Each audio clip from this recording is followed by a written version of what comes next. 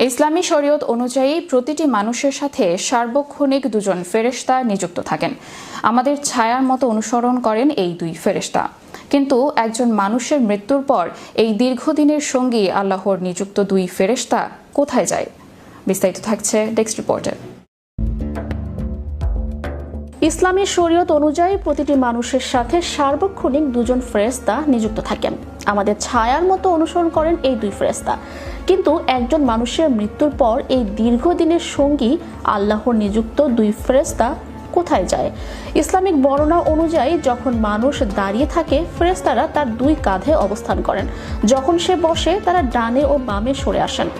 মানুষ যখন পথ চলে, একজন ফেরেশতা সামনে থেকে পথ দেখান এবং অন্যজন পেছন থেকে পাহারা দেন। আবার রাতের নিস্তব্ধতায় যখন মানুষ গভীর ঘুমে মগ্ন থাকেন, তখন তারা পরম মমতায় মাথা ও পায়ের কাছে দাঁড়িয়ে নিরাপত্তা নিশ্চিত করেন। যখন মানুষের মৃত্যুর সময় ঘনিয়ে আসে, তখন এই দুই ফেরেশতা বিদায় নেন। যদি ব্যক্তিটি নেককার হয়, তবে তারা বিদায়ের সময় ব্যথিত হন। অনেক বর্ণনায় এসেছে তারা আল্লাহর কাছে আরজ করেন, হে আল্লাহ, আপনার এই বান্দা তো দুনিয়াতে আপনার ইবাদত করত, আমরা তার নেক আমল লিখতাম, এখন সে চলে গেল, আমাদের কাজ কি? সুবহানাল্লাহ। এখানেই মহান আল্লাহর অসীম দয়া প্রকাশ পায়। হাদিসের বর্ণনা ও বুজুর্গদের উদ্ধৃতি অনুযায়ী যদি মৃত ব্যক্তিটি নেককার বা আল্লাহর প্রিয় বান্দা হন, তবে আল্লাহ তাআলা সেই ফেরেশতাদের বেকার রাখেন না। আল্লাহর নির্দেশ দেন, তোমরা আমার এই প্রিয় বান্দার কবরের কাছে কিয়ামত পর্যন্ত অবস্থান করো, সেখানে বসে তাসবিহ ও জিকির পাঠ করো। সবচেয়ে চমৎকার বিষয় হলো, ফেরেশতারা কবরের পাশে বসে যে তাসবিহ, তাহলিল ও ইবাদত করবেন, তার সমস্ত সওয়াব কিয়ামত পর্যন্ত ওই মৃত ব্যক্তির আমলনামায় যোগ হতে থাকবে।